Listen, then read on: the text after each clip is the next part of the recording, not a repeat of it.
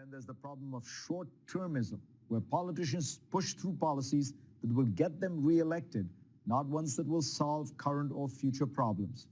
Take a look at what's happened in America, where national debt is now at the highest level since the post-World War II years. This under a president who said he would eliminate the national debt over 8 years. Well, in another 10 years, the debt is expected to be nearly the size of the entire U.S. economy. Mr. Trump's grandchildren and mine will be paying for that. So, what to do?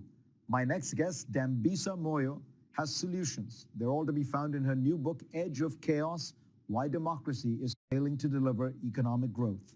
Dambisa, pleasure to have you on. Thank you. I'm happy to be here. To me, what's interesting is you're an economist and you looked at this problem and decided there isn't an economic fix, because sort of everyone knows the common sense economic solutions to this. The problem is you can't get politicians to do those things that they know you need to do.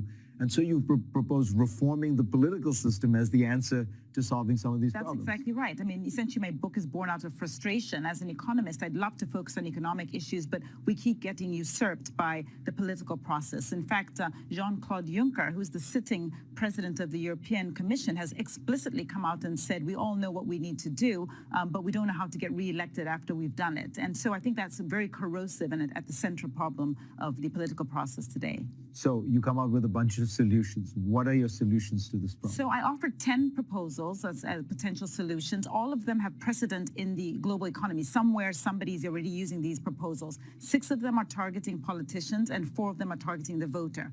For example, I talk about potentially increasing the salaries and the compensation to politicians, but forcing them to justify their compensation. In Singapore, for example, politicians and members of the cabinet get 30 to 40% bonuses every year based on long-term outcomes like infrastructure, GDP, improvements in life expectancy. So I think that would be great. Salaries are tied in some way to private sector salaries. That's exactly right. So a minister in Singapore will make will do quite well. Yes, the head of state makes $1.4 million a year, highest paid in the world. And by the way, Singapore has, I think, the best rating on corruption. And now those are the lowest corruption levels in the world. That's exactly right. And I think that there is something to learn there. I mean, we've seen so much reform in compensation in private sector, so why not think about that for the public sector?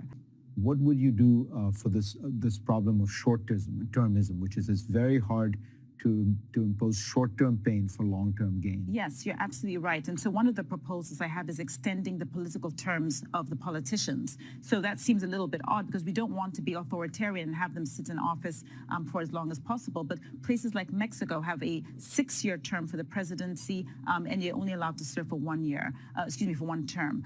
In Brazil, they have 8 to 9 year terms for their senators. And I think that actually helps to focus the mind. They're not interested in fighting the next election.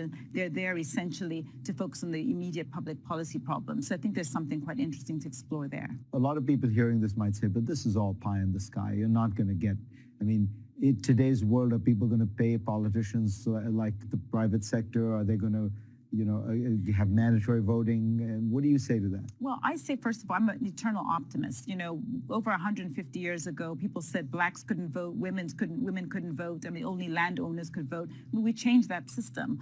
It's clearly something is fundamentally wrong with the political process, where money has seeped into the political process. As you know, 158 families in the United States are responsible for 50% of the political contributions. Voter participation rates are at historical lows. I just think that there's something quite corrosive. What do you do about the money?